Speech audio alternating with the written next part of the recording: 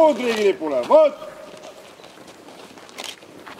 Mu isamaa, mu õnn ja rõõm, kui kaunis oled sa.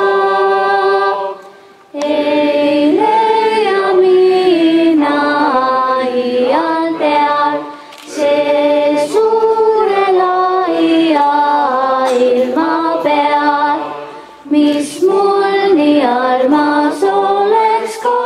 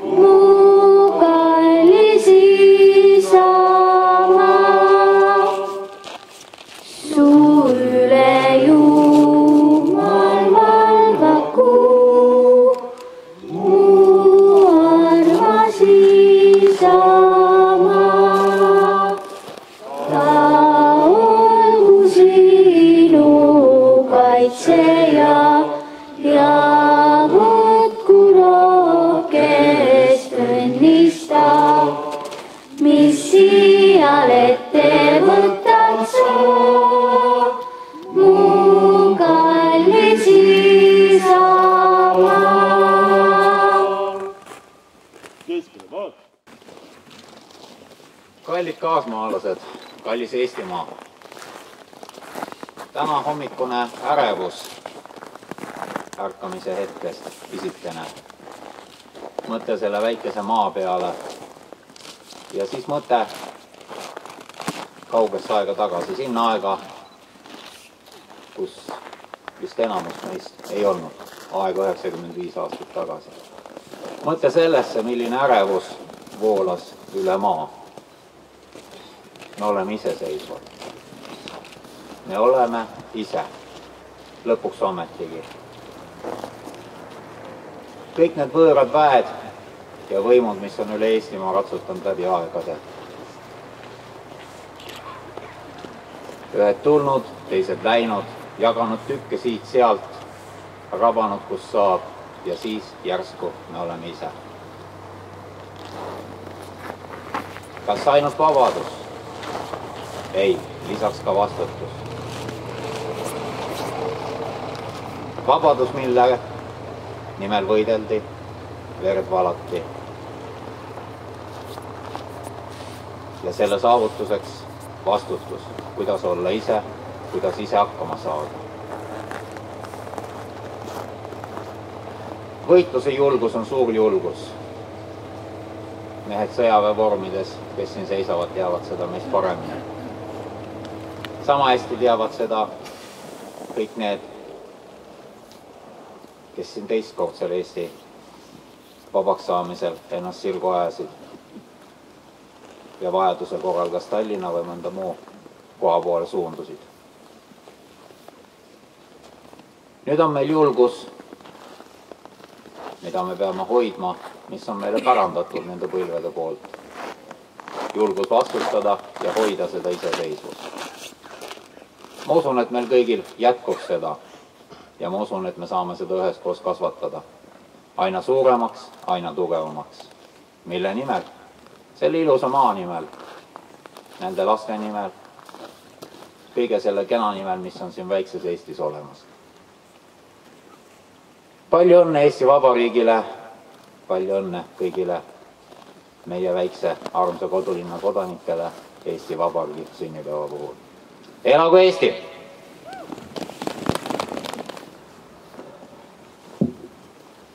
Tere hommikut, armas Paide ja Järvamaa rahvas. Tere hommikut, härra linnapea. Tere hommikut, proua maavanem. Meie tänane lipuhõiskajate valik on teadlik. Ühises rivis Kaitseliit ja linnavalitsus, Naiskodukaitse ja Päästeamet, kodutütred, noorkotkad ja politsei. See sümboliseerib meie inimeste ühtsust, meie ühist arusaamist vajadusest koostööd teha. Seda selleks, et Paides ja Järvamaal koostöö alati hästi sujuks. Me ei peaks igat lepingut notari juures templiga kinnitada. Piisab kõigest sõnast. Kahjuks on maailma jätkuvalt väga sõjakas. Paar aastat tagasi alanud Araabia kevad pole sealmail midagi paremaks muutnud. Egiptuses käärib endiselt, Süürias käib täiemahuline kodusõda ja hukkunud on 10 korda rohkem kui Eesti vabadussõjas. Sõjaväelasena pean ma ikka ja jälle meenutama kuulsa Prantsuse väejuhi ja poliitiku Napoleoni sõnu. Rahvas, kes ei taha toita oma väge, peab varsti hakkama toitma võõrast väge. Eesti riik on olnud okupeeritud 50 aastat ja toitnud võõrast väge. Seda enam peaksime oma riigist hoolima, eriti olukorras, kus meie idapoolne naaber muskleid näitab ja endise NSV Liidu alasid ähvardab pehme jõu kasutamisega. Venemaa ei tunnista ju Eesti okupeerimist, ei Tartu rahu ega Eesti riigi järjepidevust. Mõned päevad tagasi ütles üks Ameerika kindral, kommenteerides Euroopa riikide eelarveid.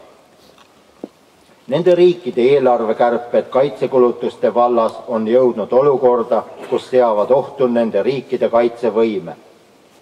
Ka Eesti riigil oleks selle kaitsekuludele mineva 2%-ga palju muud head teha, kuid me peame olema realistiks. Õnneks annab ka ülemaailmne majanduskriis nõrgenemise märke ja Eesti majandus tundub ühe parima taastujana. Eks selles ole oma osa kõikidel Eesti inimestel, ka nendel, kes jalgadega hääletavad, sest eks nendegi maksuraha või kulutusi laekub Eestisse. Häbi peaks olema ka nendel ettevõtjatel, kes väidavad, et tuhandete töötuste hulgast ei leia tööjõudu. Vaadake peeglisse ja küsige, miks? Kas ma ise teeksin selle raha eest sellistes tingimustes sellist tööd? Meil ei ole teist Eestit. Me oleme elanud siin juba 7000 aastat ja kõikide meie kohus on hoida seda jupikest maad Läänemere kaldal järglastele järgmiseks 7000 aastaks. Selleks peame aitama neid, kes meist nõrgemad, õpetama neid, kes seda vajavad ja elama üksmeeles ja koostöös. Just nii, nagu päikesetõusu lipu heiskamisel. Aga elame üks päev korraga. Täna peame kõik pidu. Täna peame sinimustvalgete lippude all Eesti Vabariigi sünnipäeva. Kuid ärme unusta ka neid, kes meie pidupäeva nimel oma kõige kallima, oma elu ohverdasid. Selleks palun kõiki usutunnistusest hoolimata osalema langenutele austuse avaldamise kirikuls ja vanakultuurimaa juures. Austatud Paide ja Järvamaa rahvas, ilusat sünnipäeva teile kõikidele!